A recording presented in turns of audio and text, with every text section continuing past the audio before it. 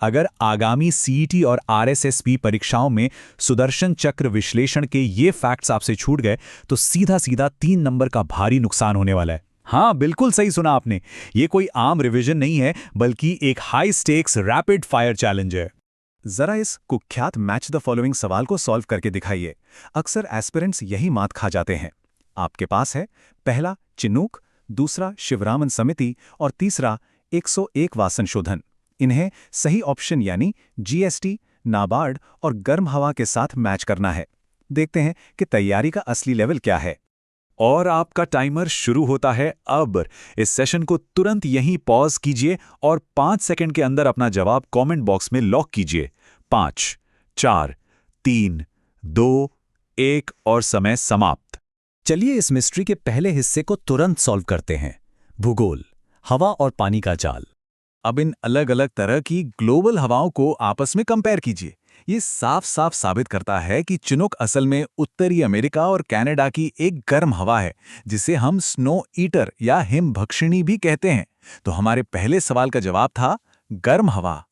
अब जरा in global water states यानी जल संधियों पर ध्यान दीजिए, जो अक्सर एग्जाम में हमें बुरी तरह फंसा देती हैं। जैसे कि जिब्राल्टर, जो भूमध्य सागर और अटलांटिक महासागर को जोड़ता है, या फिर होर्मुज, जो फारस की खाड़ी को ओमान की खाड़ी से कनेक्ट करता है। ये ऐसे फैक्ट्स हैं जो सीधे सीधे एग्जाम पेपर में छपते हैं।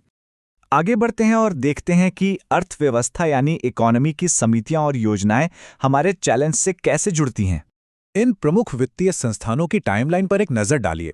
ये 1935 में आरबीआई की स्थापना से शुरू होकर 2015 में एक कार्यकारी प्रस्ताव के जरिए बने नीति आयोग तक एकदम सीक्वेंशियली आगे बढ़ती है। और ध्यान रखिएगा, ये जो साल है ना, ये सीधे मल्टीपल चॉइस सवालों में पूछ लिए जाते हैं। अब यहाँ सबसे क्रूशियल पॉइंट आता है, शिवरामन समिति। ये समिति विशेष रूप से नाबार्ड की स्थापना की सिफारिश के लिए जिम्मेदार थी। और इसी के साथ हमारे ओपनिंग चैलेंज का दूसरा हिस्सा भी एकदम सटीक तरीके से सॉल्व हो गया। अगर हम सुदर्शन चक्र नोट से पंचवर्षीय योजनाओं के इस ब्लूप्रिंट का विश्लेषण करें तो साफ दिखता है कि कैसे फोकस शिफ्ट हुआ। पहली योजना में हेराल्ड डोमा मॉडल के तहत पूरा ध्यान कृषि पर था, लेकिन पीसी महालनोबिस मॉडल पर आधारित दूसरी योजना आते आते फोकस तेजी से भारी उद्योगों की तरफ मुड़ गया।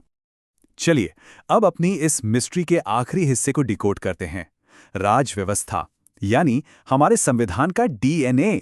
संविधान संशोधनों का ये मैट्रिक्स तो आपको बिल्कुल रटा हुआ होना चाहिए, खास तौर पर 42वां और 44वां संशोधन, जिन्होंने संवैधानिक ढांचे को पूरी तरह पलट कर रख दिया था। 42वें ने प्रस्तावना में समाजवादी, पंथ निरपेक्ष और अखंडता जैसे नए शब्द जोड़े। वहीं 44वें संशोधन ने आपातकाल के बाद की स्थिति को संभालते हुए आंतरिक अशांति की जगह सशस्त्र विद्रोह शब्द का इस्तेमाल शुरू किया। और अब अपने ओपनिंग चैलेंज के आखिरी हिस्से को क्लोज करते हैं। 2016 का 101वां संविधान संशोधन अधिनियम, जो पूरी तरह से वस्तु एवं सेवा कर यानी जीएसटी को लागू करने के लिए ही लाया गया था, जिसमें अनुच्छेद 246A और 279A के महत्वपूर्ण बदलाव भी शामिल हैं। अब जाते जाते आपके लिए एक आखिरी हाई स्टेक्स टेस्ट।